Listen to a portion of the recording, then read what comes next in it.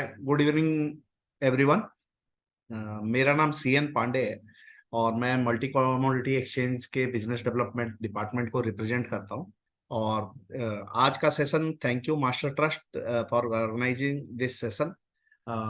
ये जो सेशन है, हम कमोडिटीज डेरिवेटिव मार्केट के बारे में समझेंगे और इसमें कौन कौन से प्रोडक्ट ट्रेड होते हैं और इसमें कौन कौन से इंस्ट्रूमेंट्स हैं जिसको as a hedging tool use किया जा सकता है थ्रू एंड यूजर्स, उसके बारे में भी डिस्कस करेंगे। इसमें कैसे काम होता है वो भी डिस्कस करेंगे। और आपके क्वेश्चंस और answer by the end of the session आप अपने चैट बॉक्स में या क्वेश्चन आंसर बॉक्स में आप अपने क्वेश्चंस को पोस्ट कर सकते हो। तो मैं मतलब थोड़ा सा एक ब्रीफ इंट्रोडक्शन देना चाहूंगा इस मार्केट के बारे में।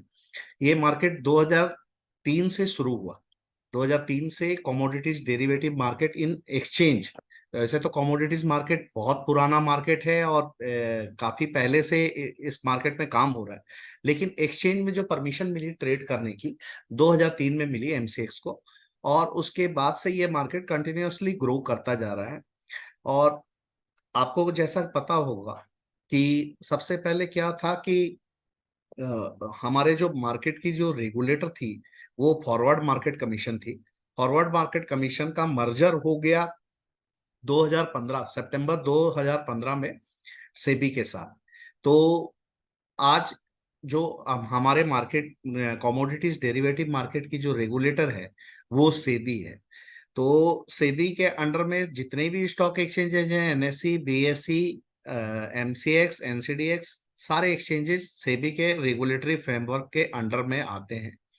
और बेसिकली अगर मैं बात करूं कि सेबी के आने के बाद से इस मार्केट में बहुत सारे रिफॉर्म्स हुए हैं। बहुत सारे प्रोडक्ट्स ऐसे हैं जिनका लोग, ये ट्रेडर्स कम्युनिटी और इन्वेस्टर्स कम्युनिटी काफी समय से इंतजार कर रही थी। उन प्रोडक्ट्स को परमिशन मिली है। बहुत सारे पार्टिसिपेंट्स जैसे बैंक ब्रोकिंग सब्सिडरीज, एफपीआई, ठीक है, और अल्टरनेट इन्वेस्टमेंट फंड्स, ये सब सबको परमिशन सेबी के इस मार्केट में रेगुलेटरी रोल को एज्यूम करने के बाद इस मार्केट में काफी सारे रिफॉर्म्स आए हैं, कह सकते हैं। और आज के डेट में जो भी क्लाइंट है, एक ब्रोकर के पास जाकर वो सारे अकाउंट्स, वो चाहे शेयर मार्केट के हो चाहे कमोडिटीज मार्केट के हैं, एक अकाउंट से वो सारे मार्केट में ऑपरेट कर सकते हैं। तो बेसिकली सेबी हमारी रेगुलेटर है और we operate under the regulatory framework of SEBI. और इसमें बहुत सारे लोग जुड़े हुए हैं इस मार्केट से। और इसमें एक मेरा छोटा सा प्रेजेंटेशन रहेगा, वो लगभग 45 to 50 मिनट का होगा। वो मैं शेयर करूंगा। और अगर आपका कोई क्वेरी है स्पेसिफिक टू दिस मार्केट और या कमोडिटीज मार्केट इन जनरल, तो आप उसको पूछ भी सकोगे। और आप ये भी देखोगे कि इस मार्केट में हमें क्या क्या करना चाहिए और क्या क्या नहीं भी करना चाहिए, उस एस्पेक्ट को भी हम लोग डिस्कस करेंगे। तो मैं ज्यादा समय नहीं लेते हुए अपना प्रेजेंटेशन मैं चालू करता हूँ। तो ये जो सेशन है, बिफोर स्टार्टिंग दिस सेशन मैं हल्का सा आपको एक डिस्क्लेमर लगाना चाहूंगा कि this session is for sharing of knowledge. इसका कोई इन्वेस्टमेंट एडवाइस, ट्रेडिंग स्ट्रेटजी और इन सबों से कोई लेना देना नहीं है। This is only for the purpose of sharing of information, knowledge. और इस मार्केट में क्या क्या करना चाहिए, क्या नहीं करना चाहिए, उसके बारे में ज्यादा बात करेंगे हम। ठीक है, इसको हम कोई स्ट्रेटेजी के पार्ट से डिस्कस नहीं कर रहे हैं। ठीक। तो जैसा कि मैंने आपको बताया कि वी स्टार्टेड ऑपरेटिंग इन नवंबर 10, 2003। उसके बाद आपको बताया 2015 में फॉरवर्ड मार्केट कमीशन का सेबी के साथ मर्जर हो गया। और मर्जर होने के बाद आपने देखा कि नए नए इंस्ट्रूमेंट्स भी आए हैं इस बाजार में। पहले only future, plain vanilla future trading चलती थी। अब क्या है कि options as a instrument we have got permission. Index को भी परमिशन मिली है, इंडेक्स में भी आप ट्रेड कर सकते हो। और गोइंग फॉरवर्ड और भी प्रोडक्ट्स आने की बहुत संभावना है। इस मार्केट के बारे में सेबी का रुख काफी पॉजिटिव है और वो चाहती है कि इस मार्केट में पार्टिसिपेशन बढ़े। ठीक है, तो बेसिकली हम जब बात करें कमोडिटीज मार्केट का, तो कमोडिटीज मार्केट में जो फ्यूचर्स मार्केट है, फ्यूचर्स मार्केट जो जो एक्सचेंजेस में ट्रेडिंग होती है, उसमें average daily turnover around 63,000 crore के आसपास की होती है। ठीक है, उसमें हमारा मार्केट शेयर जो है वो 96% के अराउंड मार्केट शेयर है।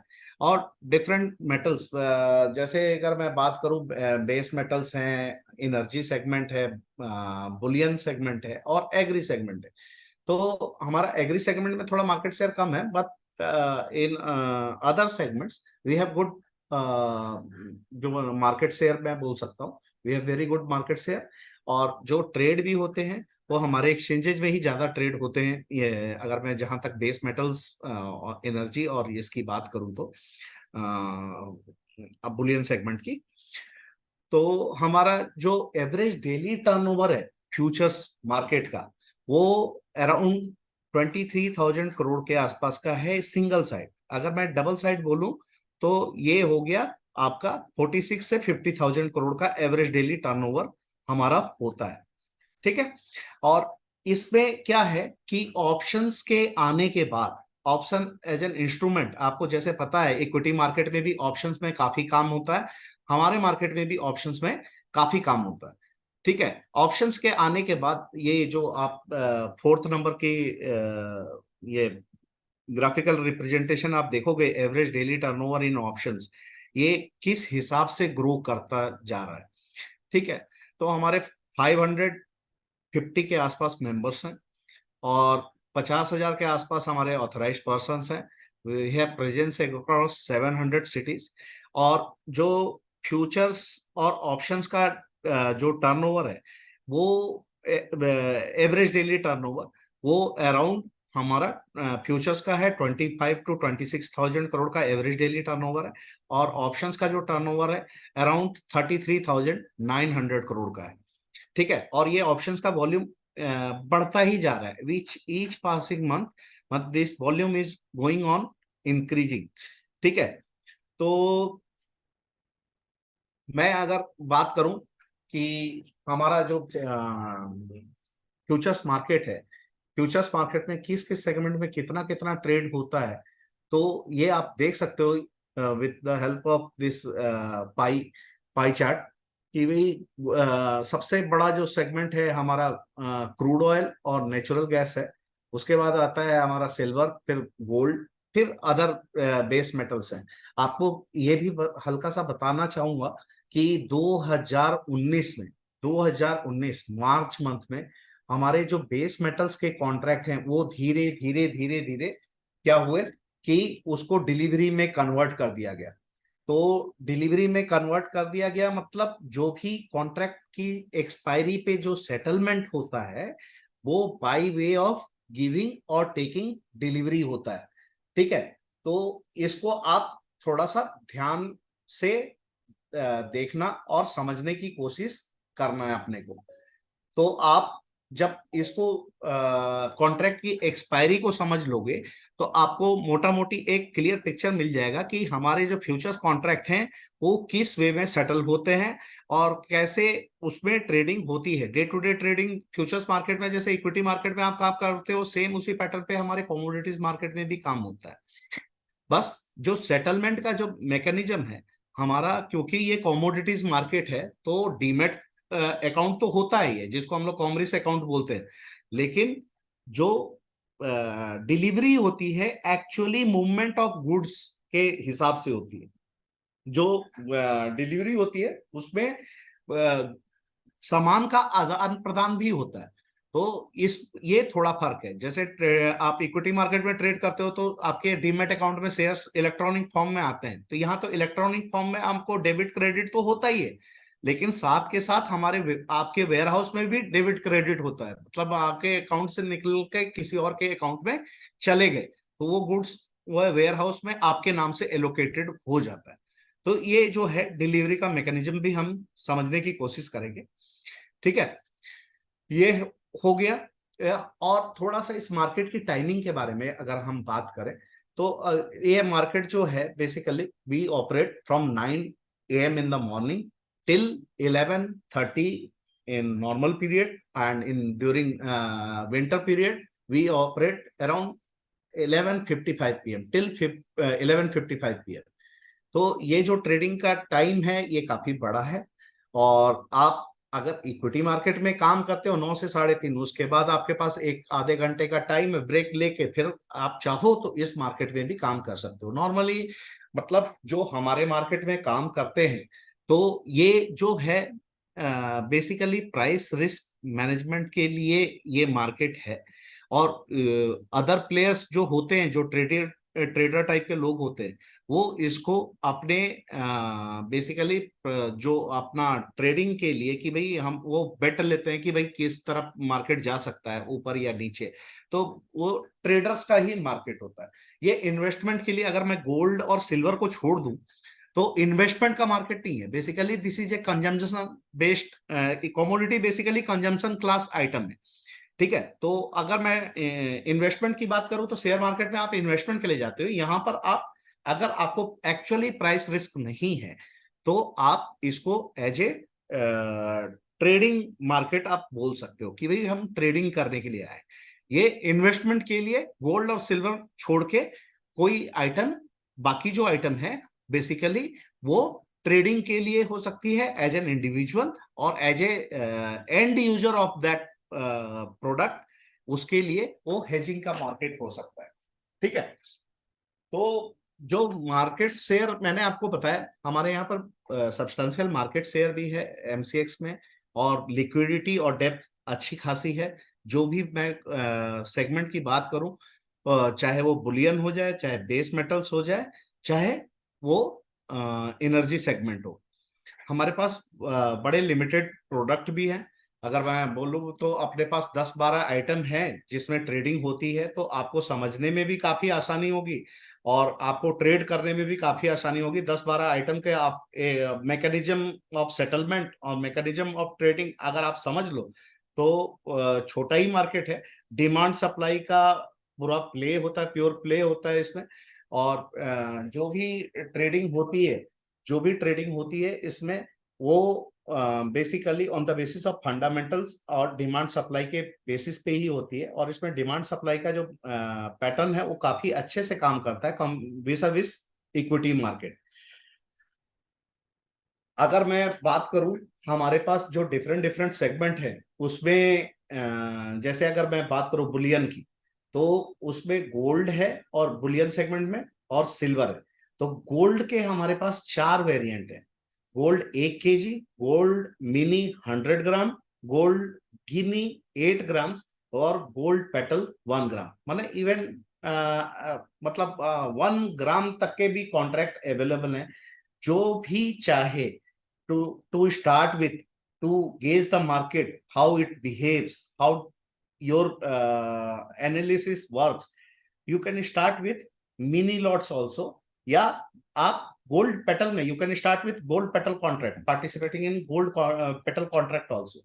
तो इसमें ये जो स्नैपशॉट आपको पूरा हमने दिया है, इसमें एक टिक की मूवमेंट पे कितना प्रॉफिट लॉस हो रहा है किसी भी प्रोडक्ट में। जैसे गोल्ड 1 kg की बात करो तो ₹1 में 100 रुपीज का प्रॉफिट लॉस हो रहा है। गोल्ड मिनी की बात करूं, 100 ग्राम का कॉन्ट्रैक्ट है, ₹1 की मूवमेंट पे ₹10 का प्रॉफिट लॉस हो रहा है। ये पर प्रॉफिट लॉस पर टिक, ये जो फोर्थ कॉलम है आप उसको देख सकते हो। तो different different variety of contracts available हैं अगर मैं सिर्फ गोल्ड गोल्ड की बात करूं। Similarly, in case of silver, we have 3 variant of silvers which is getting traded on our platform. Silver 30 kg, silver micra, silver mini that is of 5 kg, and silver micra that is of 1 kg. The contract denomination is 1 kg. तो इसमें पूरा representation है। और fifth column जो आपको दिख रहा है, सेटलमेंट ऑन एक्सपायरी, मतलब एक्सपायरी पे how the contract is getting settled. तो आप यहां पर देख रहे हो कंपल्सरी डिलीवरी। तो इसका ये मतलब नहीं है कि आपने एक बार बाय कर लिया तो वो डिलीवरी में चला ही जाएगा। मतलब you have the choice to square up your position, मतलब अगर आपने बाय किया है तो सेल करके आप बाहर निकल सकते हो बिफोर द डिलीवरी पीरियड। आप बाहर निकल सकते हो विदाउट इन्वॉल्विंग डिलीवरी। लेकिन अगर आपने बाय करके छोड़ दिया या सेल करके छोड़ दिया, देन अगर आप गोल्ड और सिल्वर की बात कर रहे हैं तो that will get converted into compulsory delivery.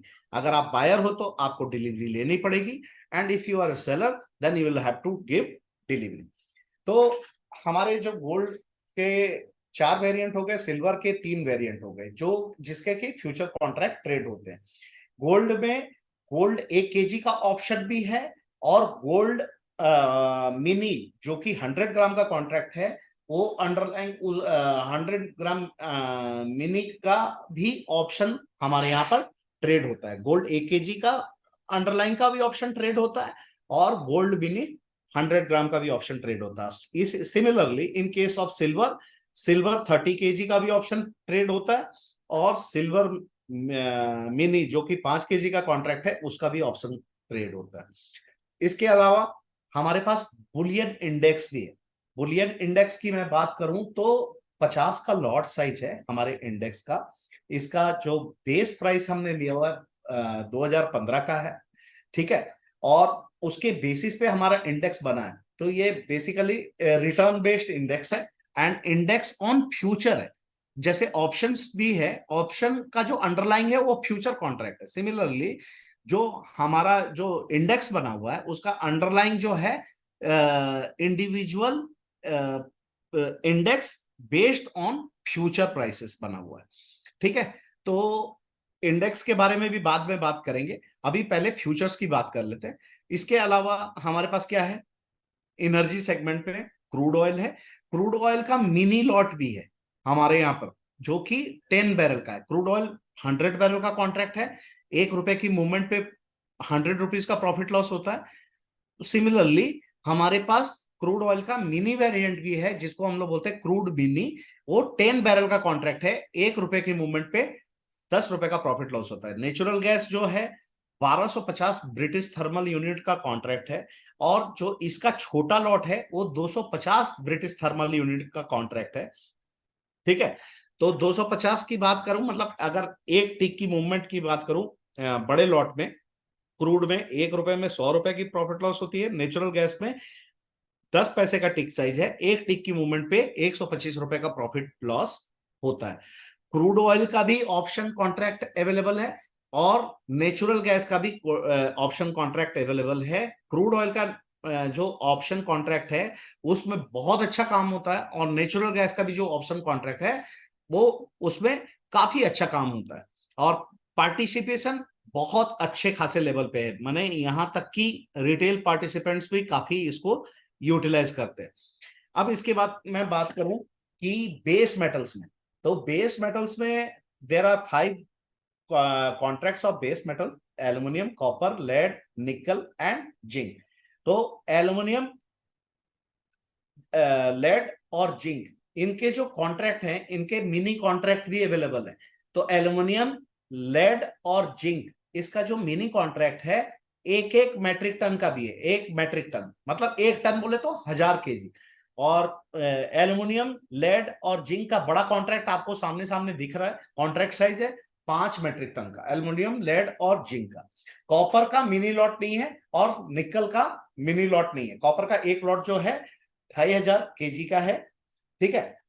तो ये बेस मेटल्स के 5 कॉन्ट्रैक्ट हो गए, और ये भी डिलीवरी बेस्ड है। अब इससे पहले जो मैंने आपको बताया था कि क्रूड ऑयल और नेचुरल गैस, क्रूड ऑयल और natural gas, they are cash settled contracts. ये they are not going into delivery, their expiry is on the basis of settlement of NYMEX crude and NYMEX natural gas prices.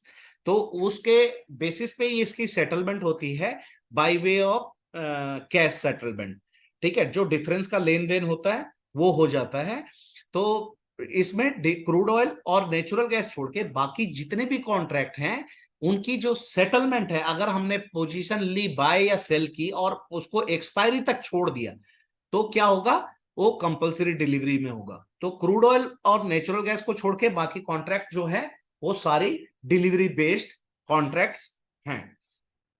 अब मैं बात करूं कि जो base metals में है, base metal में हमारे पास कॉपर का भी ऑप्शन है, निकल का भी ऑप्शन है, जिंक का भी ऑप्शन कॉन्ट्रैक्ट है, लेकिन ये अभी उतना लिक्विड नहीं है, तो इसके बारे में अभी ज्यादा हम बात नहीं करें। इसके अलावा हमारे पास मेटल का इंडेक्स भी है, अभी फिलहाल कम ट्रेड हो रहा है बिकॉज ऑफ निकल। निकल में एक प्राइस सर्ज आया था जिसके चलते निकल में भी अभी अंडरलाइन में मतलब ज्यादा काम नहीं हो रहा है, और फ्यूचर्स कॉन्ट्रैक्ट में और मेटल इंडेक्स में से भी हमने निकल को बाहर निकाला है। तो अभी as on date there is no liquidity in metal index contract. इसके अलावा हमारे पास कॉटन का कॉन्ट्रैक्ट है और मेंथा ऑयल का कॉन्ट्रैक्ट है जो काफी लिक्विड है।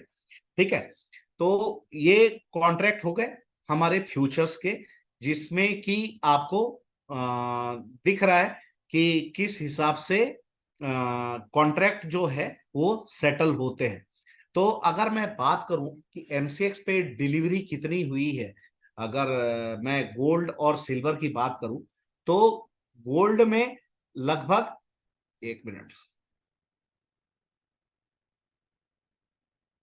गोल्ड में लगभग 135 टन की डिलीवरी हुई, 135 टन आज तक।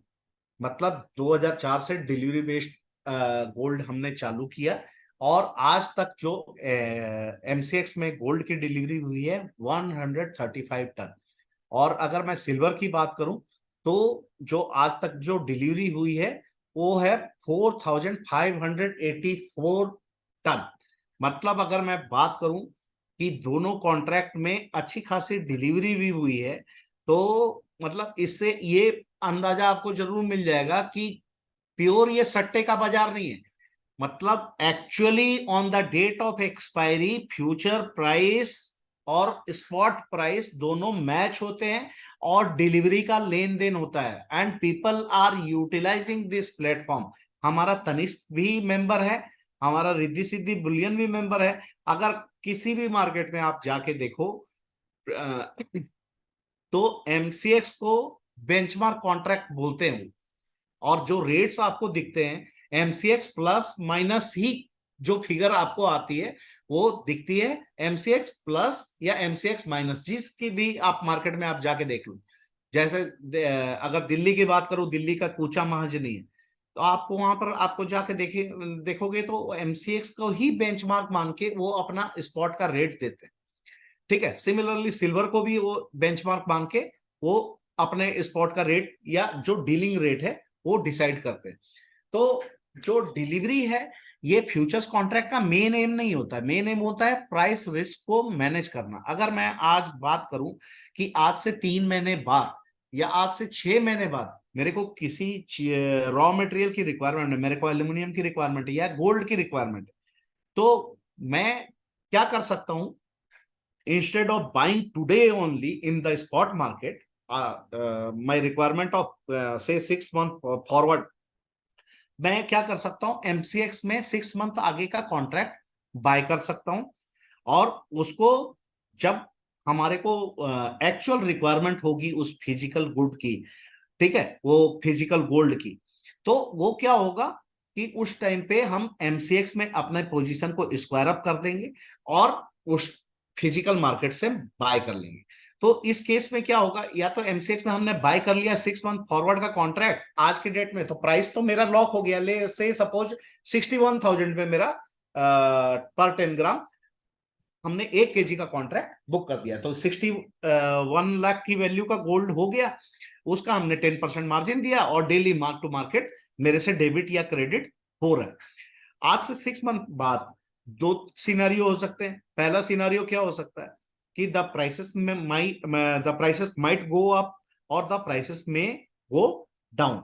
तो व्हाट विल हैपन, तो सबसे पहला केस, अगर मान लो 61,000 है और by the time of expiry if the prices reaches to 65,000 after 6 month, तो क्या होगा, 4,000 रुपए का मेरे को एमसीएक्स में प्रॉफिट आएगा। और जब मैं बाजार से अपना 1 केजी गोल्ड खरीदने के लिए जाऊंगा तो मेरे को बाजार में क्या रेट मिलेगा, 65,000 का रेट पे मिलेगा। तो मेरा जो प्राइस लॉकिंग हुआ 61,000 का, तो मेरा इफेक्टिव परचेज प्राइस क्या रह जाएगा, 61,000 पर 10 ग्राम ही रहेगा।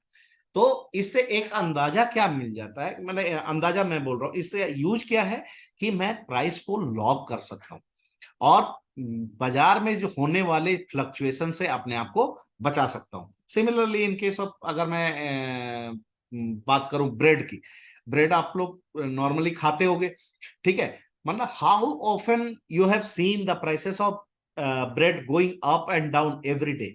अगर मैं बात करूं कि आप एवरीडे मॉर्निंग में बाजार से ब्रेड खरीदने जाते हो, मान लो हार्वेस्ट का ब्रेड खरीद के ले आ रहे हो, तो आपको दिख रहा है कि 50 रुपए का एक ब्रेड का पैकेट मिल रहा है। तो अगले दिन भी 50 रुपए, अगले दिन भी, लास्ट 6 मंथ से आपने उसका 50 रुपए प्राइस ही देखा होगा, ठीक है। तो क्या जो ब्रेड बनाने के लिए मैदा यूज हो रहा है, व्हीट फ्लावर जिसको बोलते हैं, मतलब क्या price of wheat flour is remaining same every day every hour? No, the prices is fluctuating, but how the bread manufacturers are maintaining that price of 50 rupees पर पैक?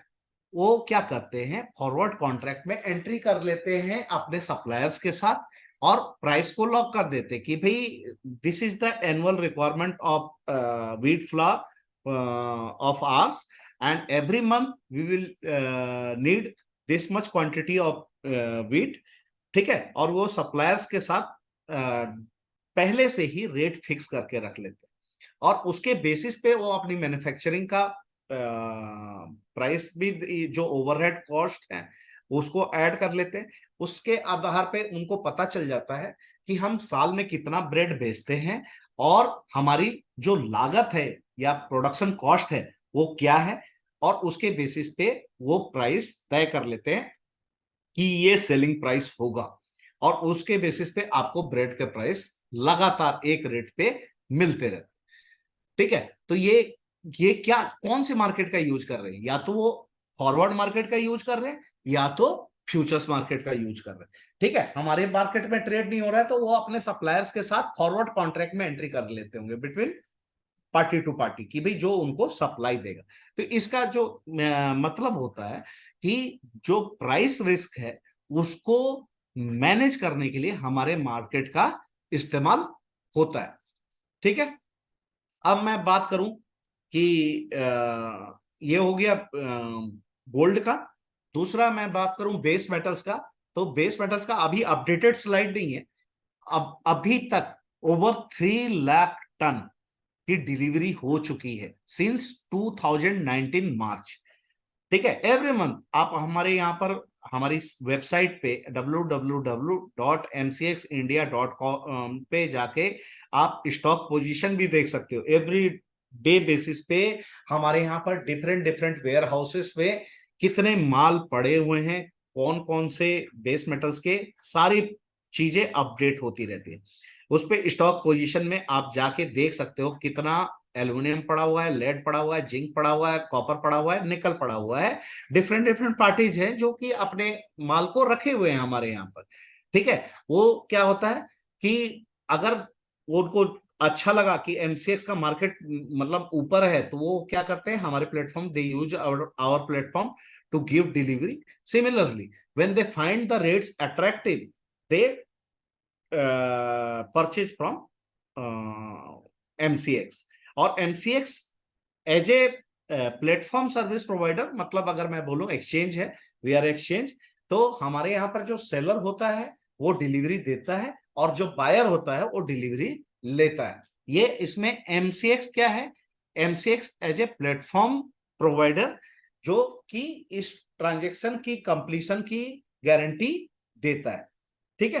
तो ये फ्यूचर्स कॉन्ट्रैक्ट जो है एक्सचेंज में जो trade होते हैं, ये इस तरह से ट्रेड होते हैं। और इसमें डिलीवरी आप देख रहे हो कि काफी अच्छी खासी संख्या में डिलीवरी भी हो रही है और physical players are utilising our market for giving and taking delivery also. मतलब एल्युमिनियम के केस में तो मैं यहां तक बोल देता हूं कि काफी सारे physical players they are utilising our platform for hedging their commodity price risk.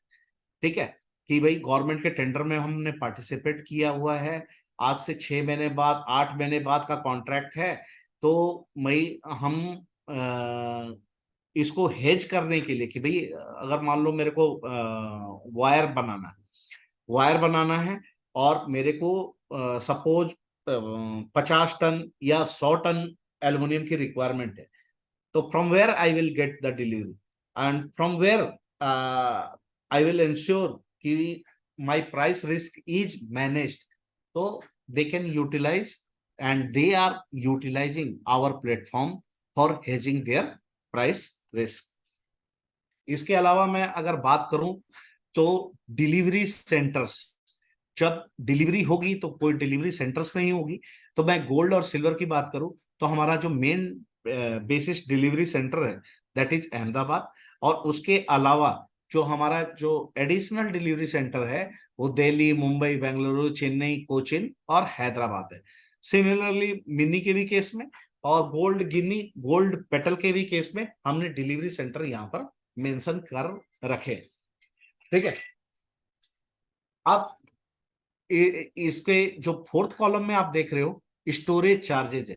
Storage मतलब हमारे वेयर हाउस में जब माल पड़ा हुआ है उसका एवरेज पर डे कितना खर्चा आता है, पर केजी पर डे। ठीक है, तो वो भी आपको सामने सामने दिख रहा है। तो इससे आपको पता चल जाएगा कि खर्चा भी जो स्टोरेज का रखने का है वो बड़ा कम है। ठीक है, और मैं सिमिलरली अगर बेस मेटल की बात करूं, बेस मेटल का भी जो डिलीवरी सेंटर है, सॉरी ये सिल्वर का है, सिल्वर का भी डिलीवरी सेंटर सेम है। ठीक है, अब मैं इसकी बात करूं बेस मेटल्स के जो प्राइमरी डिलीवरी सेंटर हैं, एल्युमिनियम के केस में रायपुर छत्तीसगढ़, कॉपर के केस में थाने, और लेड लेड मिनी के केस में चेन्नई, और निकल के केस में थाने, और जिंक के केस में थाने महाराष्ट्र। ठीक है, इसके अलावा क्या है, additional delivery centre. Additional delivery centre में भी अगर सेलर चाहे तो वो डिलीवरी दे सकता है and buyer will have to pick it up, those players who are in the contract till expiry। ठीक है, they will have to take delivery and they will have to give delivery, जो भी delivery period में जाते हैं। अब delivery period में बार बार mention कर रहा हूं, व्हाट इज डिलीवरी पीरियड। तो डिलीवरी पीरियड जो होता है, जैसे अगर मैं मार्च के मंथ की बात करूं, ठीक है, अब मैं बेस मेटल एल्युमिनियम की बात करूं, तो एल्युमिनियम का लास्ट, मान लो लास्ट ट्रेडिंग डे होता है, तो जो कैलेंडर मंथ का लास्ट वर्किंग डे होता है that is considered as the final expiry day for any base metal contract. तो 31st March is on Friday and it is a working day. तो 31st March is the expiry day of aluminium contract. अब मान लो aluminium contract का जो expiry day है, मैंने बोला delivery period, तो this delivery period starts from 27। Last 5 days, last 5 working days are considered as the delivery period days और tender period days. ठीक है, जिसमें कि एक्चुअली डिलीवरी होती है। अब इसको थोड़ा सा समझ के देखें। Suppose on 1st of March I have taken a position of buying 1 lot of aluminium. ठीक है, 1 lot मतलब बोले बड़ा कॉन्ट्रैक्ट का 1 lot लिया हमने, तो 5 मेट्रिक टन का कॉन्ट्रैक्ट है। और इस पोजीशन को मैंने अगर छोड़ दिया, 27 तारीख पहला वर्किंग डे पड़ा, ठीक है, और मैंने अपनी पोजीशन नहीं काटी, तो क्या होता है, seller has the choice, he can give me delivery on 28, जो कि पहला जो अपना टेंडर पीरियड का पहला दिन है 27, और मैंने bye the end of the day अपनी पोजीशन बाय की ओपन छोड़ दी, तो seller has the choice, he can give me delivery on 28। ठीक है, और 27 को ही वो अपना इंटेंशन भेज देगा कि भाई I want to give delivery. ठीक है, तो हमारे को डिलीवरी 28 को भी मिल सकती है। तो सबसे पहले क्या समझना है कि अगर टेंडर पीरियड के पहले दिन मेरी बाय पोजीशन खड़ी हुई है और मार्केट क्लोजिंग से पहले मैंने उस पोजीशन को I have not squared up, तो उस केस में क्या होगा कि डिलीवरी मार्क हो सकती है, डिलीवरी मुझे मिल सकती है और सेलर मुझे डिलीवरी दे सकता है। ठीक है, आपके पास चॉइस है कि रात को 11:30 से पहले इस कॉन्ट्रैक्ट को स्क्वायर अप करके विदाउट इन्वॉल्विंग डिलीवरी आप बाहर निकल जाओ। ठीक है, अगर आपने उस पोजीशन को छोड़ दिया 27 की रात को, तो there are chances that you can get delivery if seller is giving delivery. तो उसमें आपको तैयार हैं, इसका मतलब आप टेंडर पीरियड में हैं, you are ready to take delivery. ठीक है, तो सेलर के पास क्या होता है, चॉइस होता है, 27 को भी वो डिलीवरी दे सकता है, 28 को भी डिलीवरी दे सकता है, 29 को भी, 30 को भी और 31 को भी। ठीक है, तो सेलर के पास चॉइस है, सेलर अपनी पोजीशन को at the end of the trading day till 31st, मतलब वो 5 बजे तक अपनी पोजीशन खड़ी रख सकता है और वो डिलीवरी दे सकता है। ठीक है, लेकिन बायर को क्या है, बायर के केस में खतरा पहले दिन से भी हो सकता है कि भाई पहले दिन की एक्सपायरी के बाद उसको डिलीवरी मिल सकती है। अब क्या है कि इस टेंडर पीरियड में हम लोग क्या क्या लेते हैं as a risk management measure. पहला, एक तो आप फ्यूचर कॉन्ट्रैक्ट में जब एंट्री करते हो तो आपको एक मार्जिन देना पड़ता है, इनिशियल मार्जिन। उसके अलावा टेंडर पीरियड में हम क्या करते हैं, आपको टेंडर पीरियड का मार्जिन लेते हैं जो कि 5-5%, चाहे बायर हो चाहे सेलर हो, 5-5% का इंक्रीमेंटल मार्जिन हम लेते जाते हैं। तो bye the end of the 5th day of tender period हम 25-25% का मार्जिन और उसके अलावा इनिशियल मार्जिन जो हमने मेंशन किया हुआ वो आपके से कलेक्ट करके रखते हैं। ठीक है, तो इस प्रोसेस को हम लोग क्या बोलते हैं, डिलीवरी पीरियड का प्रोसेस। ठीक है, अब क्या है कि अगर मान लो मेरे को इस डिलीवरी में मेरे को नहीं डिलीवरी लेनी, तो मैं अपनी पोजीशन को कब स्क्वायर अप कर सकता हूं, बाय किया था 1 मार्च को, तो 24 मार्च को स्क्वायर अप करके मैं निकल सकता हूं विदाउट इन्वॉल्विंग डिलीवरी पीरियड। ठीक है, तो इसमें क्या है, मेरे को कोई डिलीवरी का खतरा नहीं है 24 तक। 27, 28, 29, 30, 31 अगर मैं इस पीरियड में खड़ा हूं तो इसका मतलब I have the intention to take delivery. ठीक है, उस अच्छा अगर मान लो मेरे को डिलीवरी नहीं लेनी और अपने को नेक्स्ट कॉन्ट्रैक्ट में रोल ओवर करना है, तो क्या करना है, 24th को मैं अपना करंट मंथ बाय किया हुआ है तो सेल करके बाहर निकल जाऊंगा, या सेकंड मंथ में अपनी पोजीशन को बाय करके उसको कैरी फॉरवर्ड कर सकता हूं। ठीक है, ये है मोटा मोटी डिलीवरी का प्रोसेस।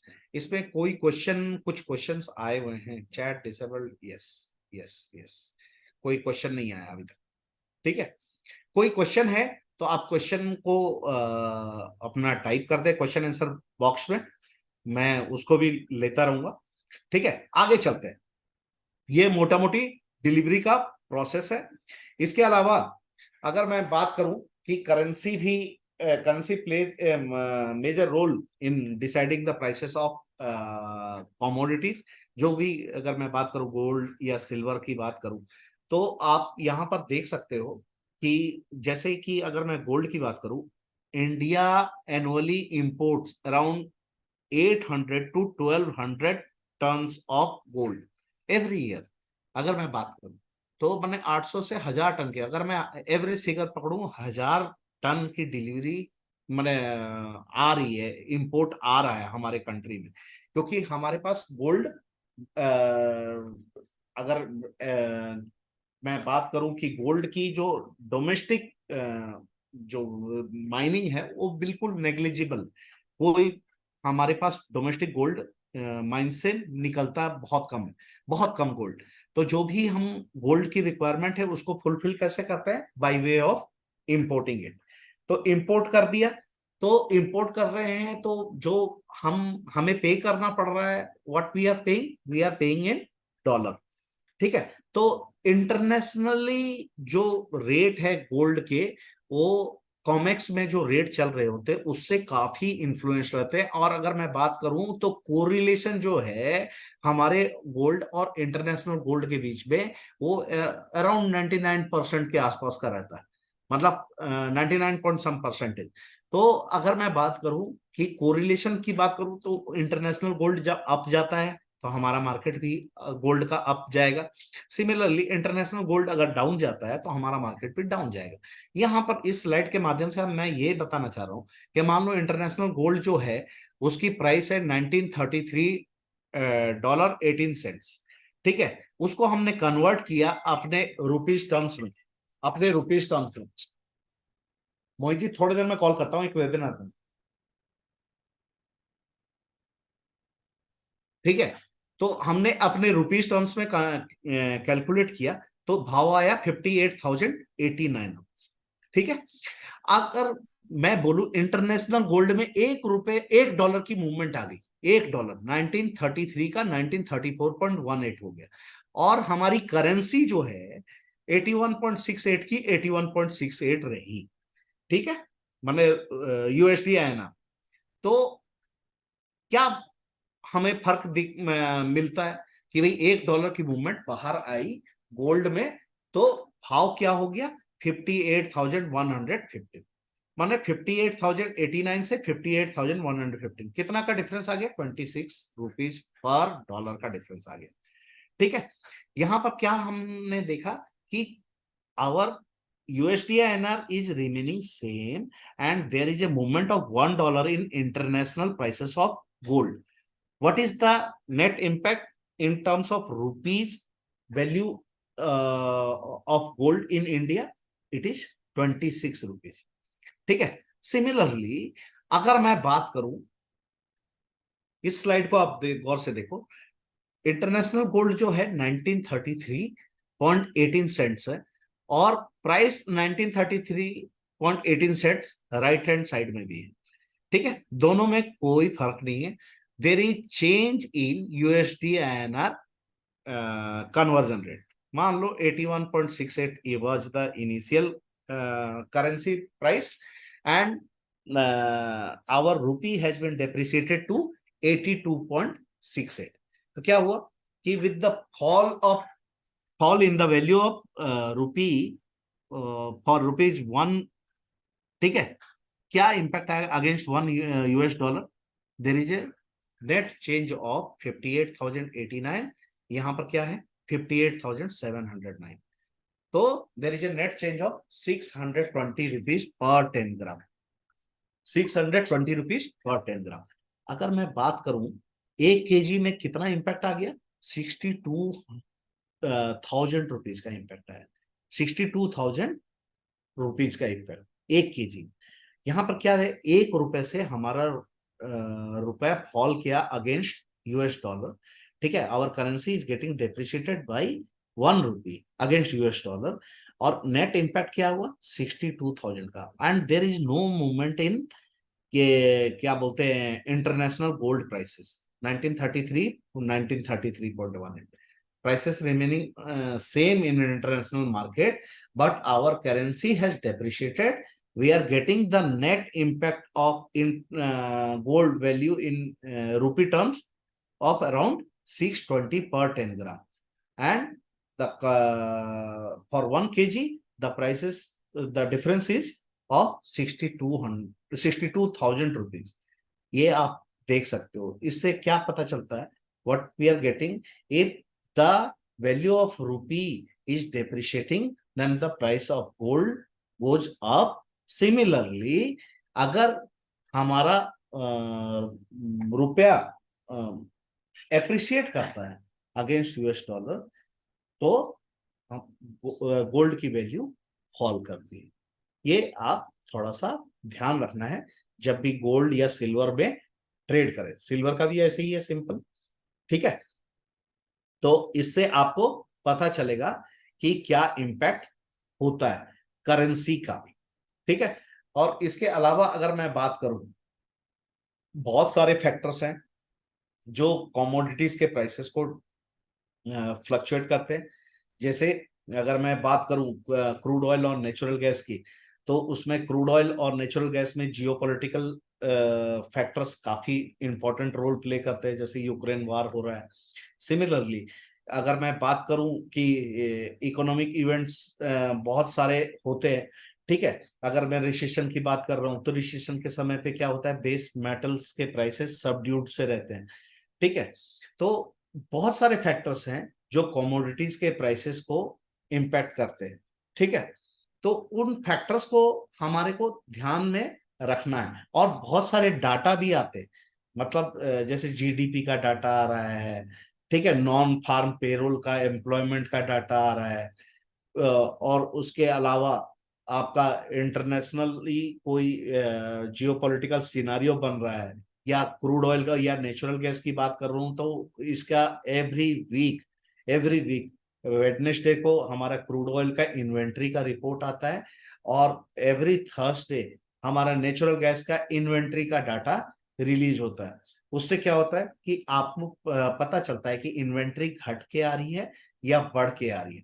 तो उस पे, उसके आधार पे उस दिन काफी वोलेटिलिटी रहती है क्रूड ऑयल और नेचुरल गैस के प्राइसेस में भी। ऐसे भी अगर आप देखोगे तो these two items, crude oil and natural gas, are most volatile items among commodity space.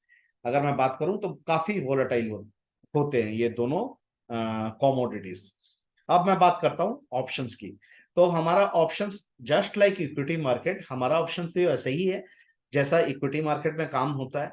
इसमें जो थोड़ा सा स्टार्ट करने से पहले ये सेबी बोलती है, ये बताना चाहिए हर मेंबर को, हर ये अवेयरनेस प्रोग्राम से पहले, कि भाई 9 out of 10 individual traders were making losses in F and O segment, and on an average net trading loss of is around 50,000, और additional cost on account of transaction भी है। और इसके अलावा ब्रोकर्स जो है, ये आपको टीवी पे भी दिख रहा होगा, ये ऐड आता है, ठीक है। तो इसमें काफी सावधानी से काम करना चाहिए। Option as an instrument it is very interesting, और इसको अगर हम, if we are using it on judicious basis and for hedging our risk, तो it can work wonder for us. और सिमिलरली अगर हम थोड़ा सा लापरवाह होके काम करें इस मार्केट में, ठीक है, if you are not working on diligent basis, तो it can create huge losses for us also. ये आप देखो कि हमारे जो ऑप्शंस का वॉल्यूम है, मतलब फाइनेंशियल ईयर 21 में 950 करोड़ का नोशनल वैल्यू, मैं बात कर रहा हूँ, नोशनल वैल्यू 950 करोड़ के आसपास का एवरेज डेली टर्नओवर हो रहा था। वो बढ़कर जुलाई 2023 में ये 72,000 करोड़ के आसपास का पहुंच गया। ये नोशनल बेसिस पे मैं बात कर रहा हूँ, ठीक है। तो 72,000 करोड़ के आसपास का एवरेज डेली टर्नओवर पहुंच चुका है।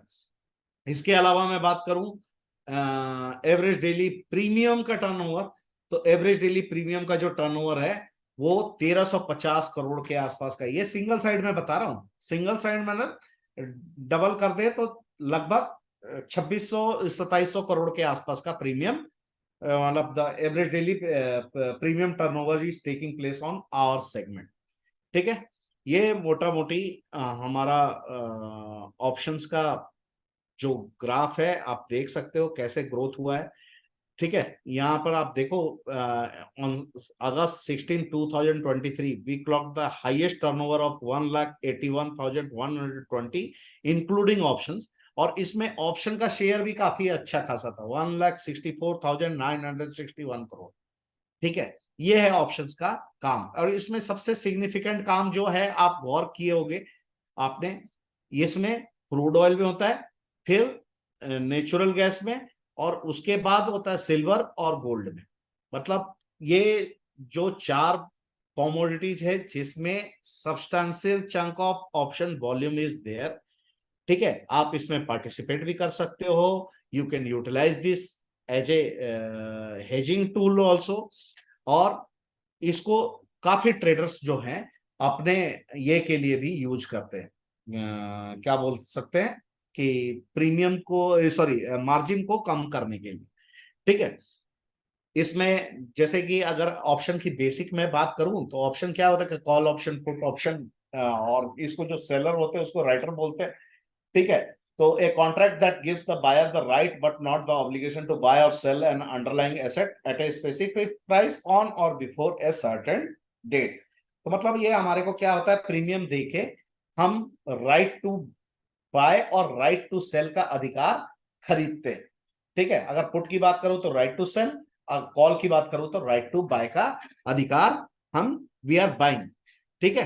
इसमें क्या होता है कि we have the choice, if we are the buyer we have the choice whether to exercise our option or whether not to exercise our option. अगर उसमें लॉस हो रहा है तो मैं नहीं एक्सरसाइज करूंगा।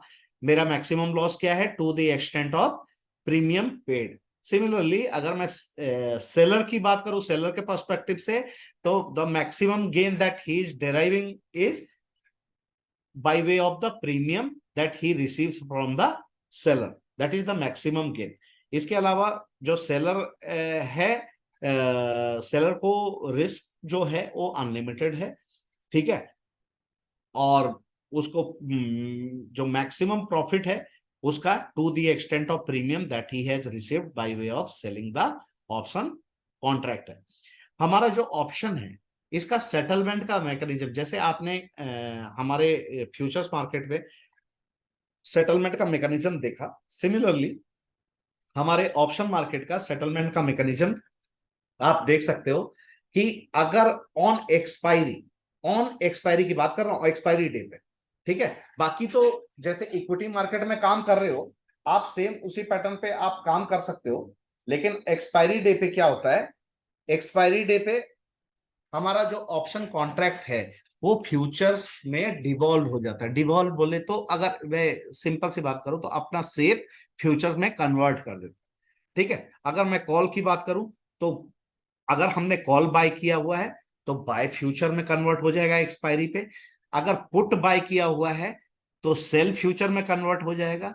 अगर कॉल सेल किया है तो सेल फ्यूचर में कन्वर्ट हो जाएगा। अगर पुट सेल किया हुआ है तो बाय फ्यूचर में कन्वर्ट हो जाएगा ऑन एक्सपायरी। और ये कैसे होता है कि अगर जो भी इन द मनी कॉन्ट्रैक्ट रह गया, कि अगर मैंने कॉल बाय किया हुआ है, से सपोज गोल्ड चल रहा है 58,000 का, और अभी मैंने एट द मनी का कॉल बाय कर लिया और ऑन एक्सपायरी सेटलमेंट का भाव आया मान लो 59,000, तो मैं I am in the money by 1,000 rupees.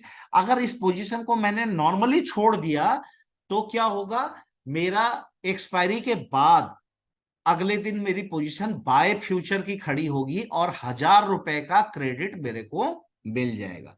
तो अगर मैं फ्यूचर में मेरी पोजीशन डिवॉल्व होके जा रही है तो फ्यूचर में क्या लगता है, मार्जिन लगता है। तो ऐसे लोगों का क्वेश्चन हो सकता है ना कि मैंने तो मार्जिन दी, ये प्रीमियम दिया हुआ था, तो मेरे को पोजीशन फ्यूचर में क्यों जा रही है। तो ये इसका सेटलमेंट का तरीका है। तो जो भी क्लाइंट जिसके पास मार्जिन नहीं है तो एक्सपायरी या के दिन या एक्सपायरी से पहले अपनी पोजीशन को काट ले। ठीक है। और एक्सपायरी जिस दिन होती है उससे एक दिन पहले को हम लोग बोलते हैं प्री टेंडर पीरियड। तो प्री टेंडर पीरियड से हम क्या करते हैं, ऑप्शन के ऊपर, ऑप्शन जो सेल किया हुआ है आपने उस पे तो पूरा मार्जिन लग ही रहा है, लेकिन बायर को भी मार्जिन हम लगाना शुरू करते हैं जिस दिन एक्सपायरी होती है उससे एक दिन पहले। और वो किस बेसिस पे होता है, व्हाट इफ सिनारियो पे। If scenario what if scenario का मतलब क्या है कि अगर आपकी पोजीशन जो आपने ले रखी है अगर वो इन द मनी है, what is the likely chances of getting that converted into futures. और अगर फ्यूचर में कन्वर्ट करने के लिए से सपोज 100 रुपए का मार्जिन लगता है। ठीक है। तो हम 25 रुपीज पहले दिन ले लेंगे, एक्सपायरी से एक दिन पहले ले लेंगे 25 रुपीज। अगले दिन जिस दिन एक्सपायरी है ऑप्शन कॉन्ट्रैक्ट, उस दिन हम क्या ले लेंगे, आपके 50% मार्जिन ले लेंगे। और जो बाकी का बचा हुआ मार्जिन अगले दिन फ्यूचर्स को जब डिवॉल्व हो जाएगा तो हम लेंगे।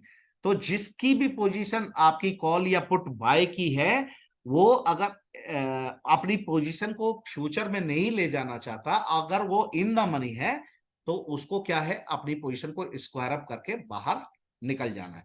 अब ये जो डिवॉल्वमेंट होता है ये मोटा मोटी आप समझ लो।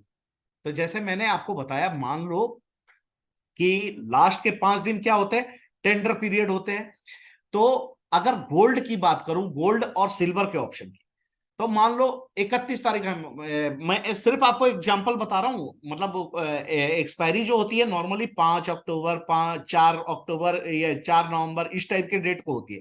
तो इसी को आप ये समझ लो कि मान लो 31 तारीख is the last expiry date. तो क्या हुआ, 5 दिन टेंडर पीरियड के हो गए, इसको हटा दो, ठीक है। और 24 और 23 क्या हो गया, 5, 6, 7, तो 7 वर्किंग डे पहले यानी 22 तारीख को हमारे ऑप्शन की एक्सपायरी हो जाएगी। मतलब फ्यूचर की एक्सपायरी से 7 वर्किंग डे पहले गोल्ड और सिल्वर के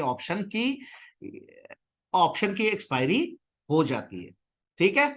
तो क्या होगा, 22 तारीख को हमारा ऑप्शन एक्सपायर हो रहा है, तो 21 तारीख को ऑप्शन जो बायर हैं, जो इन द मनी है, उनसे क्या होगा, मार्जिन का एक फाइल भेजता है एक्सचेंज, ठीक है, कि ये मार्जिन आपको लगेगा। बायर से भी लगता है, क्यों, क्योंकि आपकी पोजीशन 22 तारीख को अगर इन द मनी है तो 23 तारीख को फ्यूचर्स में कन्वर्ट हो जाएगी, ठीक है। तो अगर आपके पास मार्जिन नहीं है तो या तो 21 तारीख से पहले 20 तारीख को ही स्क्वायर अप कर दो, या 21 तारीख को स्क्वायर अप कर दो, लेकिन 21 तारीख को भी हम प्री टेंडर एक मार्जिन लेते हैं बायर से, ठीक है। और 22 तारीख को हमारी पोजीशन ऑप्शन की एक्सपायर कर जाएगी रात को 11:30 बजे। और 23 तारीख को जो ऑप्शन ये पोजीशन खुलेगी वो फ्यूचर की कोई पोजीशन खुलेगी। तो कुछ लोग बोल सकते हैं कि सर क्या मेरा ऑप्शन का पोजीशन डिलीवरी में चला जाएगा? नहीं, डिलीवरी में नहीं चला जाएगा। 23 और 24 तारीख फिर भी क्या है, आपका नॉर्मल फ्यूचर कॉन्ट्रैक्ट ट्रेड हो रहा है। डिलीवरी पीरियड कब आ रहे हैं, लास्ट के 5 दिन हो रही है, तो आपके पास फ्यूचर में भी टाइम है 2 दिन का, आप अपनी पोजीशन को फ्यूचर में स्क्वायर अप कर सकते हो।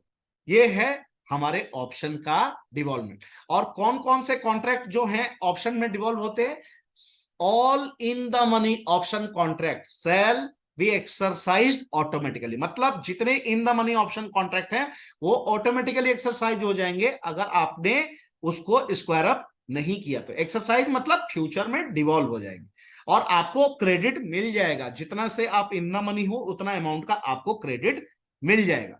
और जितने भी आउट ऑफ मनी के कॉन्ट्रैक्ट हैं, मतलब मान लो अब मैंने गोल्ड खरीदा 58,000 का स्ट्राइक का, 58,000 स्ट्राइक का, और मार्केट क्लोजिंग पे 57,000 पे बंद हुई, तो क्या हुआ, मैं आउट ऑफ मनी हूं, कॉल मैंने बाई की थी, तो आउट ऑफ मनी सिंपली 0 हो जाएगा।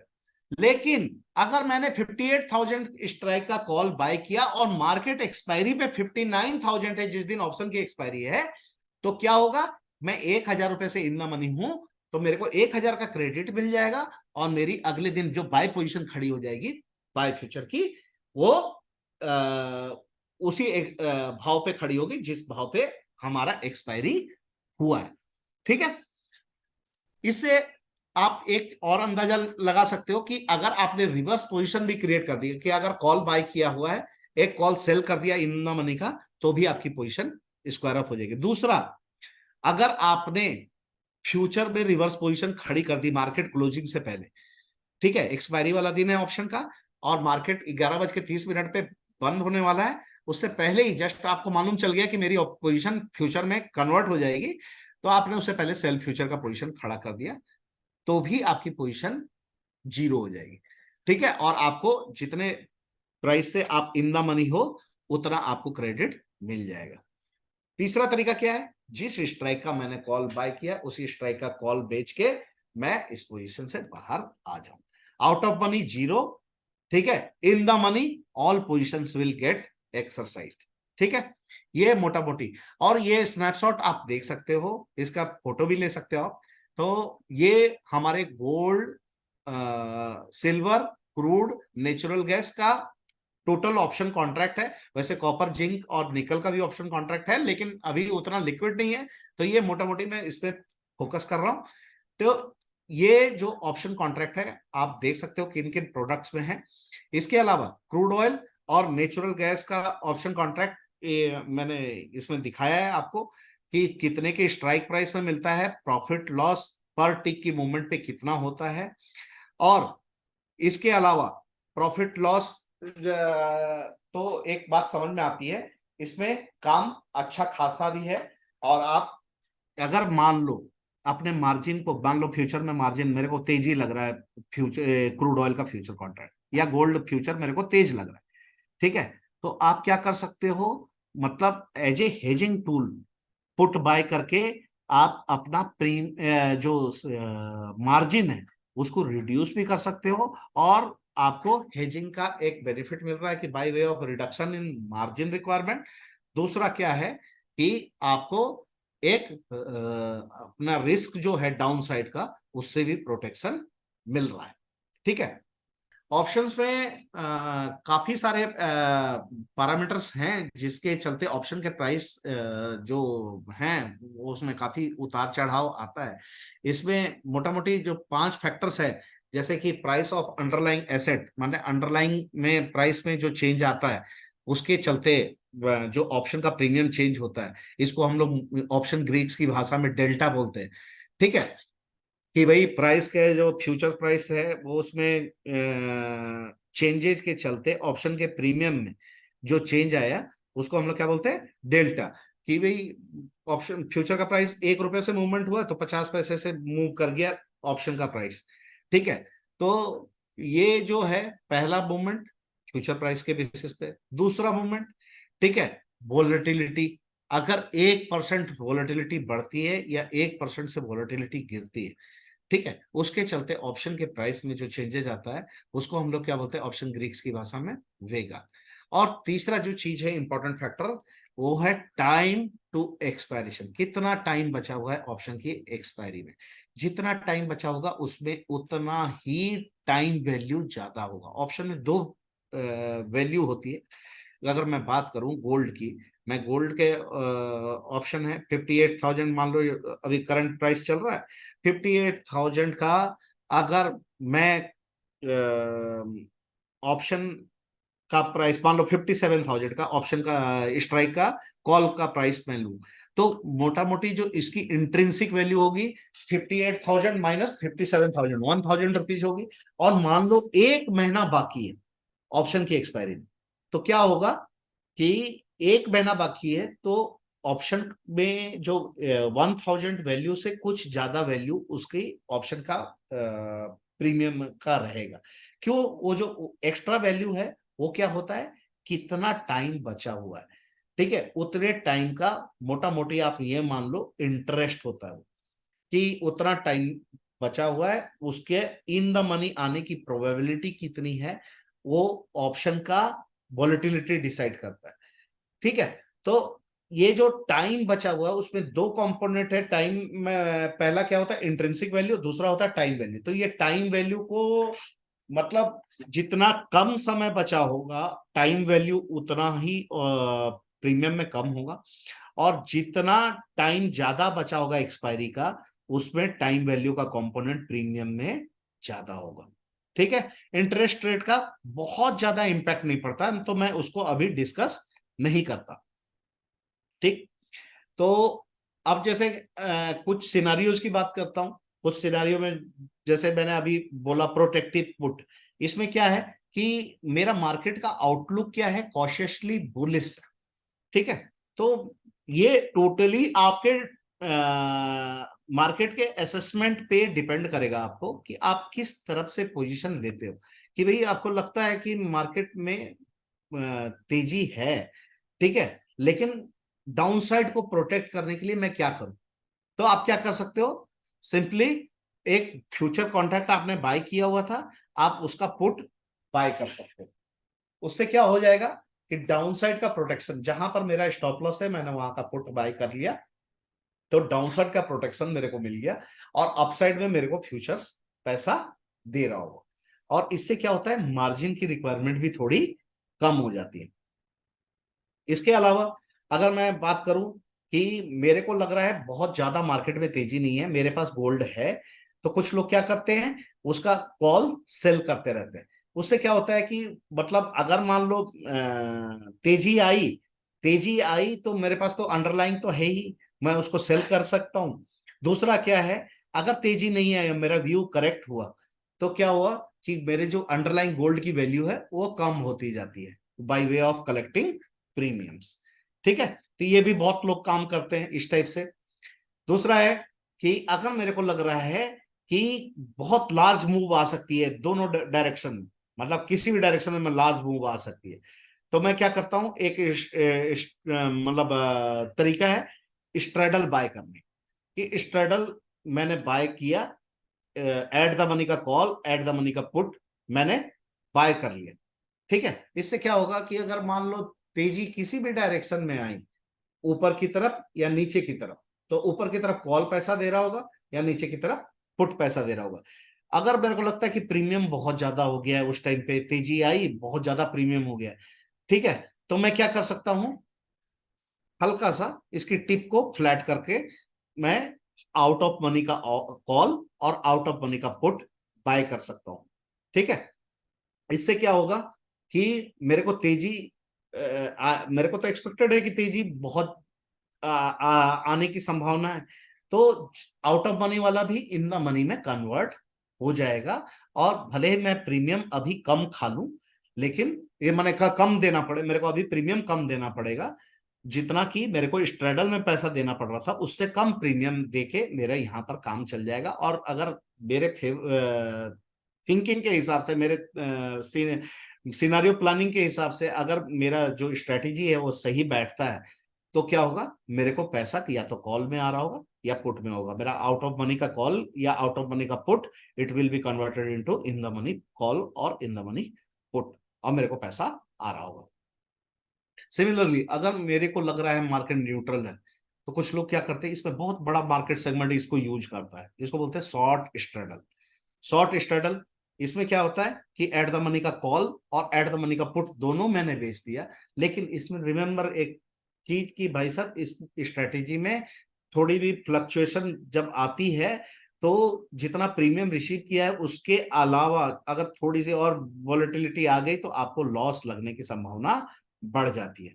ठीक है, तो इसको बहुत जुडिशियसली लोग यूज करते हैं, लेकिन काफी बड़ी मात्रा में लोग यूज करते हैं। इसको आपको ध्यान रखना है, call should be yours only. आप इसको जो भी इस्तेमाल करें, आपको एंट्री और एग्जिट कहां पर करना है ये पहले से ही आपको डिसाइड होनी चाहिए। स्ट्रेटजी तो बहुत सारी है। ठीक है, मतलब अगर मान लो बहुत वोलाटाइल है मार्केट, ठीक है, बहुत मतलब वॉलेटिलिटी अच्छे खासे स्तर पे है, तो उस टाइम पे आप क्या कर सकते हो, स्प्रेड वाली स्ट्रेटजी भी बना सकते हो। स्प्रेड वाली स्ट्रेटजी कब बनानी चाहिए, जब हमारे को लगता है मार्केट में काफी वॉलेटिलिटी है, और मतलब there are good chances that this volatility may increase going forward, तो हमारे को उस टाइम पे प्योर ब्लैंक अगर कॉल पुट बाय करने की जगह, ठीक है, मैं क्या कर सकता हूं, मतलब अपने मार्केट व्यू के हिसाब से मैं कॉल और ऊपर वाले कॉल को मतलब यूज करके bull spread, bear spread, put को यूज करके bear put spread, bull put spread हम बना सकते हैं। इसमें थोड़ा सा ध्यान ये रखना है कि भाई वॉलेटिलिटी बहुत ज्यादा है, अब मेरे को लग रहा है इससे ज्यादा नहीं है, तो उस स्ट्रेटेजी का यूज करें जिसमें कि प्रीमियम आपको क्रेडिट होती है। ठीक है, और सिमिलरली अगर आपको लग रहा है कि जिसमें वॉलेटिलिटी बढ़ने की चांसेस है, उसमें उस चीज को यूज करना चाहिए जहां पर आपको लगता है कि प्रीमियम डेबिट हो रहा है। ठीक है, प्रीमियम डेबिट स्ट्रेटेजी वाले को हम यूज कर सकते हैं, लेकिन ये जो टोटल चीजें मैं बोल रहा हूं, ये बिल्कुल आपके असेसमेंट के हिसाब से चलना चाहिए, and final call should be of yours. ठीक है, और भी चीजें हैं, काफी चीजें डिस्कस करने के लिए हैं, अगर मैं बात करूं तो स्ट्रेटेजी बहुत सारी है। इसके अलावा मैं बात करूं कि की ग्रोथ ड्राइवर्स हमारे लिए क्या क्या है, कमोडिटीज मार्केट की बात करूं तो क्या है, बैंक जैसे सेबी आई है हमारे मार्केट में, तो बैंक्स की जो सब्सिडरीज है उनको परमिशन मिली है। ठीक है। और उसके बाद क्या हुआ, इंटीग्रेशन ऑफ ब्रोकिंग लाइसेंसेस, मतलब आज कमोडिटी और इक्विटी का सिंगल अकाउंट से ही आपका काम चल सकता है, एक सिंगल यूसीसी से आपका काम चल सकता है। ठीक है। इंस्टीट्यूशनल पार्टिसिपेशन अलाउ किया है सेबी ने, म्यूचुअल फंड्स का, पोर्टफोलियो मैनेजर्स का। ठीक है। और एफपीआई का पार्टिसिपेशन भी अलाउ किया हुआ है, और इंडेक्स में भी परमिशन दिया हुआ है। ठीक है। तो मतलब इस मार्केट का फ्यूचर काफी अच्छा लगता है, कमोडिटीज मार्केट का गोइंग फॉरवर्ड काफी काम होगा। इसके अलावा क्या हुआ, इंडेक्स भी है हमारे पास, इंडेक्स में भी काफी काम हो रहा है, बुलियन इंडेक्स में। ठीक है। अगर जिसको डिलीवरी पे नहीं जाना, या मेरे को लगता है कि गोल्ड फ्यूचर या सिल्वर फ्यूचर में नहीं करके मेरे को एज ए बुलियन सेगमेंट में एक्सपोजर लेना है, तो आप इंडेक्स फ्यूचर्स में पार्टिसिपेट कर सकते हो। इससे क्या होगा कि गोल्ड और सिल्वर दोनों का एक्सपोजर मिल जाएगा। छोटा क्वांटिटी है, लॉट साइज छोटा है, 8.5 लाख वैल्यू के 8 लाख वैल्यू का कॉन्ट्रैक्ट है। ठीक है। 10% के अराउंड मार्जिन है, और आपको गोल्ड और सिल्वर दोनों का एक्सपोजर मिल रहा है। कोई इसमें टेंडर पीरियड का चक्कर नहीं है, आप एक्सपायरी तक अपनी पोजीशन को रख के चल सकते हो। ठीक है। कैश सेटल्ड है, मतलब कोई इसमें दिक्कत होगी नहीं। इसके अलावा थोड़ा सा आपको थोड़ा ध्यान रखना है कि भाई जो भी आप काम करें, रजिस्टर्ड सेबी रजिस्टर्ड मेंबर के थ्रू ही काम करें। अपना केवाईसी फॉर्म अपडेट करके रखें, अपना मोबाइल नंबर अपडेट करके रखें। ठीक है। और दो तीन चीजें ध्यान रखें कि भाई जो भी डॉक्यूमेंट मिल रहे हैं उसको पढ़ना है ध्यान से। ठीक है। रिस्क फैक्टर्स को समझना है। कोई भी स्ट्रेटेजी बना रहे हैं, कोई पे ऑफ किसी भी ऑप्शन प्रोफाइल का, हमारे को डिफरेंट सिनारियोज में कॉन्टेम्पलेट करके ये समझना होगा कि मार्केट मेरे अगेंस्ट में भी चली गई तो मेरे को कितना मैक्सिमम लॉस लग सकता है। इसका सिनारियो प्लानिंग करके ही हमारे को पोजीशन लेना चाहिए। दूसरा, आपको किसी भी चीज, मैंने कोई आदमी बोले मैं इसमें फिक्स्ड रिटर्न कमा के आपको दे सकता हूं, किसी की भी बात में नहीं आना है। Do not get carried away by luring advertisement, मतलब कोई एडवर्टाइजमेंट भी दे रहा है इस टाइप का, उसकी बातों में नहीं आना है। ठीक है। कोई कैश में लेन देन नहीं करना है। ठीक है। और प्लेन डीपी अकाउंट की स्लिप भी आपको साइन करके नहीं छोड़ दी है। और जो ब्रोकरेज आपने दिया हुआ है कि भाई एक्सचेंज से जो रेट प्रेस्क्राइब है उससे ज्यादा ब्रोकरेज नहीं देना है।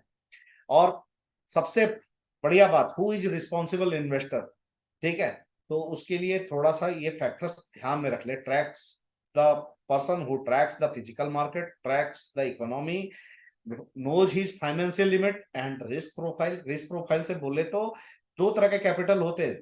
एक होता है कि भाई जो जिसके लॉस करने से आपका बिल्कुल काम रुक जाएगा। दूसरा होता है कि in addition to that I have some risk capital lying with me on which I want to earn extra return.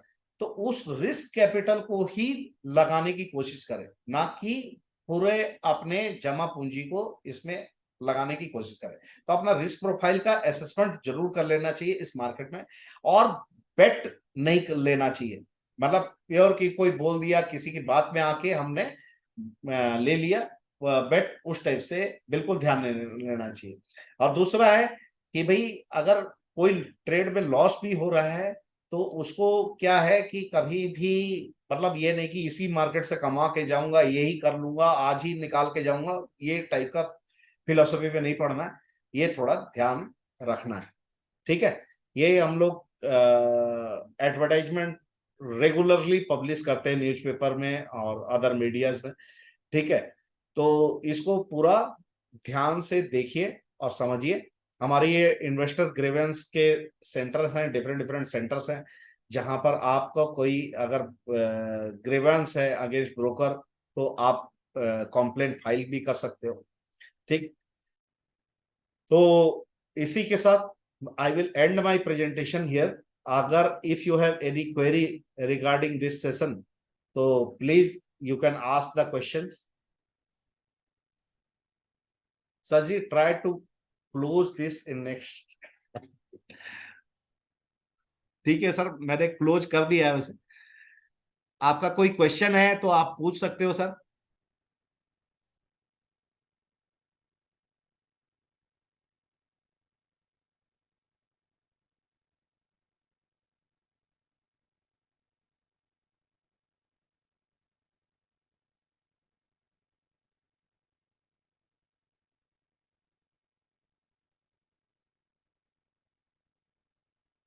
Qazi raised hand. Sir please type your question.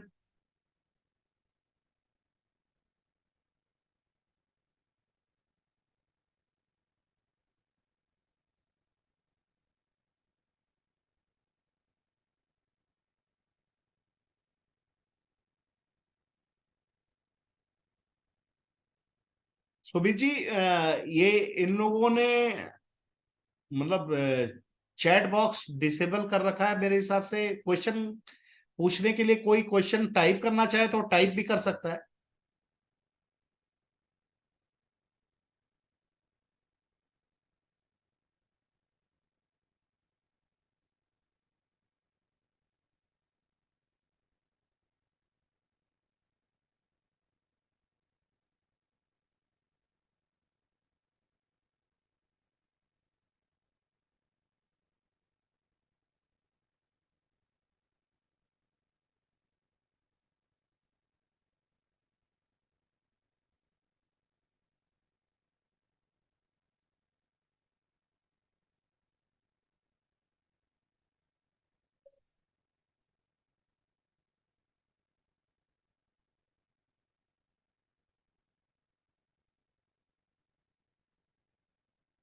Bull spread. Bull spread क्या होता है कि मेरे को लग रहा है कि मार्केट में मतलब वॉलेटिलिटी है, और वॉलेटिलिटी बढ़ने भी वाली है। उस टाइम पे क्या होता है, प्रीमियम कॉल और पुट दोनों के बढ़े रहते हैं। ठीक है। तो इसमें क्या कर सकते हैं कि भाई हमारे को बुल स्प्रेड में नीचे की स्ट्राइक का कॉल बाय करके ऊपर के स्ट्राइक का कॉल सेल करते हैं। उससे क्या होता है, ऊपर के स्ट्राइक पे हमारे को प्रीमियम भी रिसीव होता है, और मार्केट अगर तेज होती है तो हमारे को जो डिफरेंस है वो मिल जाता है। ठीक है। तो इसमें क्या होता है, लिमिटेड रिस्क रहता है, और रिस्क कितना है, जितना मैंने खर्च दिया हुआ है उतना ही मैक्सिमम रिस्क है। और जो अगर मान लो मेरे फेवर में गई मार्केट, मार्केट तेज हो गई, तो मेरे को पैसा जो जितना रिसीव क्या बोलते हैं दोनों के बीच का मतलब अगर मार्केट तेज हो गई तो जो मैंने सिनारियो प्लान किया है, उसके हिसाब से मेरे को पैसा मेरे को आता है। तो बुल स्प्रेड नीचे की स्ट्राइक का कॉल बाय करके ऊपर के स्ट्राइक का कॉल सेल करना। सिमिलरली पुट स्प्रेड भी बना सकते हैं, बुल कॉल और बुल पुट स्प्रेड भी बना सकते हैं। ठीक है। तो बुल पुट स्प्रेड का भी यूज कर सकते हैं, और बुल कॉल स्प्रेड का भी यूज कर सकते हैं। तो बुल स्प्रेड उस सिनारियो में यूज करना चाहिए जहां पर वॉलेटिलिटी हमारे को लग रहा है ज्यादा आने की चांसेस है, प्रीमियम काफी हो गए।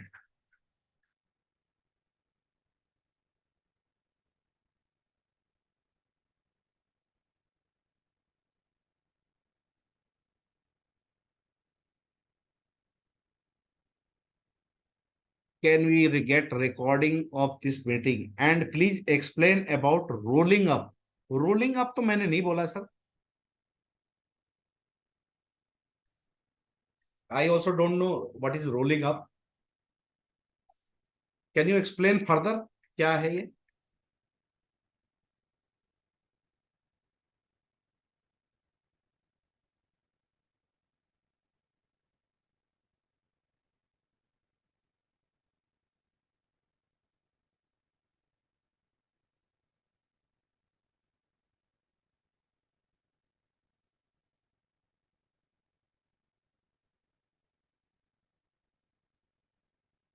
मतलब आप इस टाइप का, जैसे अगर मैं फ्यूचर की बात करूं तो आप बात करते हो नॉर्मली कि मान लो मेरे को तेजी लग रही है, मैंने 100 रुपए पे कोई चीज खरीदी तो 105 रुपए हो गए, 110 रुपए हो गए, 115 रुपए हो गए। तो मैं जैसे ट्रेलिंग स्टॉप लॉस लगाता हूँ, सेम उसी केस में क्या होता है, डिफरेंट डिफरेंट स्ट्राइक्स का मैं ऑप्शन ऊपर ऊपर का बाय करता चला जाता हूँ और नीचे वाला ऑप्शन सेल करता चला जाता हूँ। इस टाइप से कुछ बोल रहे हो आप?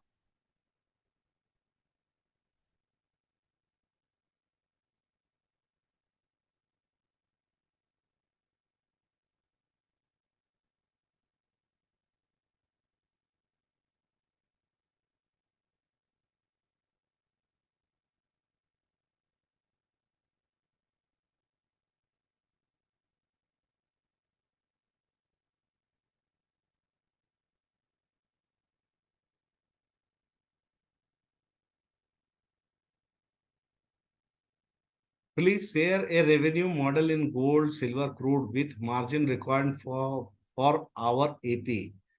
Krishna Kant Singh. Please share a revenue model in gold, silver, crude with margin required. Sir margin requirement हमारे यहाँ पर आप हमारी वेबसाइट पे जाकर आप देख सकते हो कि कितना मार्जिन रिक्वायर्ड है। वैसे मैं आपको मोटा मोटी एक फिगर दे देता हूँ कि अभी जैसे करंट सिनारियो चल रहा है क्रूड ऑयल का, तो जो मार्जिन है वो अराउंड 30% का है। ठीक है, तो 30% का मार्जिन क्रूड ऑयल में 32% का, तो अगर ऑप्शन सेल करोगे तो 32% के आसपास का मार्जिन लगता है वैसे। और नेचुरल गैस में भी उतना ही मार्जिन है। ठीक है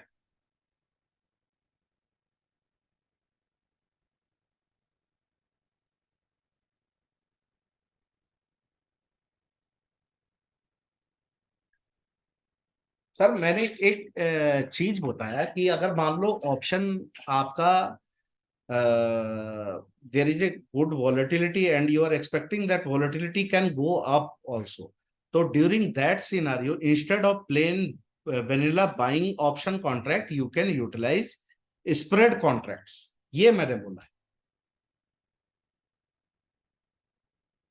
उसके बाद नीचे वाली स्ट्राइक को फिर जो प्रॉफिटेबल हुआ उसके बाद उसके ऊपर वाली स्ट्राइक को फिर बाय करके फिर आप बुल स्प्रेड बना लो। अगर मार्केट का आपको डायरेक्शन दिख रहा है उस टाइप का, तो उसको लेके आगे बढ़ा सकते हो आप। मतलब एक पर्टिकुलर पॉइंट ऑफ टाइम पे ऑप्शन में बहुत सारी मल्टीपल स्ट्रेटेजीज आप बना सकते हो।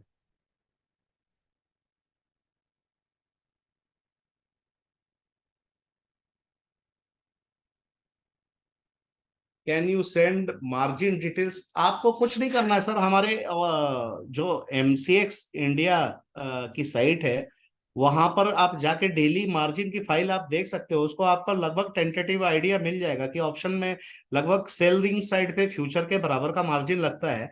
वैसे तो आपको मास्टर कैपिटल का आपको प्लेटफॉर्म पे भी मेरे हिसाब से अवेलेबल होगा कि आप सिनारियोज प्लान करके लगा रहे हो।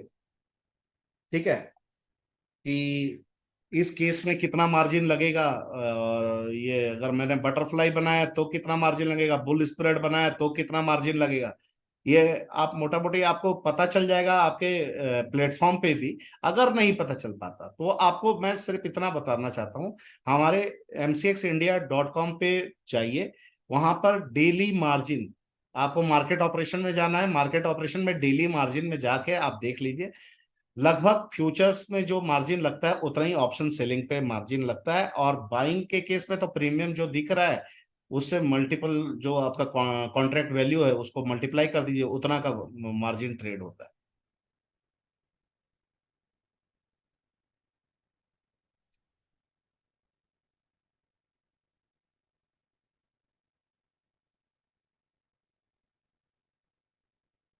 Can you share a revenue model for our AP? ये सर क्वेश्चन बार बार पूछ रहे हैं, ये शेयर किससे पूछ रहे हैं आप? मास्टर कैपिटल से, या हमारा कोई रेवेन्यू शेयरिंग का मॉडल नहीं है sir. This is for awareness purpose only.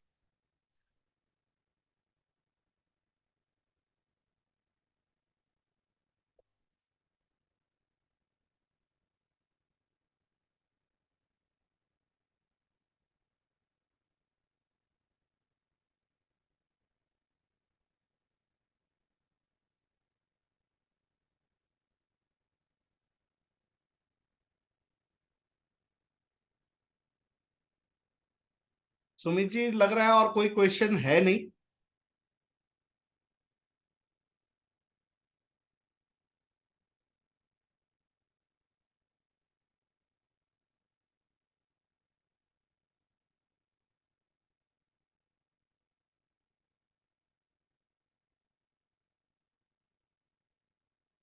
Should we end up this program?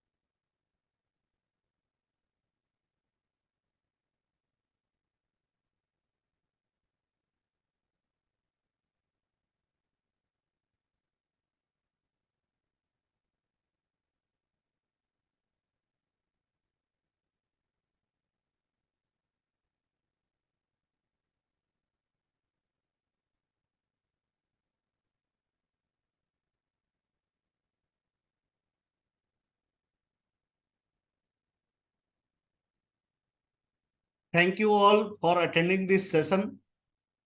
Thank you very much. Thank you, Master Trust, for conducting this program. और कुछ क्वेश्चंस है जो कि मैं बहुत ज़्यादा डीप में नहीं जा सकता, तो मेरी भी लिमिटेशन है। और मैंने इस प्रोग्राम को by the end of this program मैंने इसीलिए बोला, this was only for knowledge sharing purpose, it has nothing to do with investment advice or explaining the strategy as such. बस मैंने एक मेथड बताया कि बहुत सारे लोग इस टाइप की चीजें यूज करते हैं। ठीक है, आपको भी यूज करना चाहिए, लेकिन जुडिशियसली। और सबसे एंड में मैं बस यही बोलना चाहूंगा, final call should be of yours. और आपको पूरा सिनेरियो ध्यान में रहना चाहिए कि भाई हम क्या कर रहे हैं और कैसे कर रहे हैं। ठीक है, और इसमें डिफरेंट डिफरेंट सिनेरियोज में मेरा क्या प्रॉफिट लॉस हो सकता है। Thank you.